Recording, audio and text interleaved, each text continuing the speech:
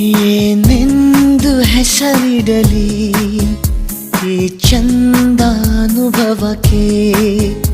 ಈಗಂತೂ ಹೃದಯದಲ್ಲಿ ನಿಂದೇನ ಚಟುವಟಿಕೆ. ಈ ಮೋಹದ ರೂವಾರಿ ನೀನಲ್ಲವೇ,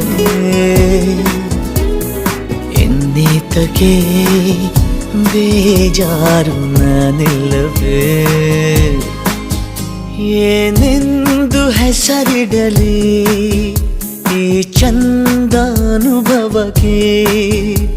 ಈಗಂತೂ ಹೃದಯದಲ್ಲಿ ನಿಂದೇನೆ ಚಟುವಟಿಕೆ.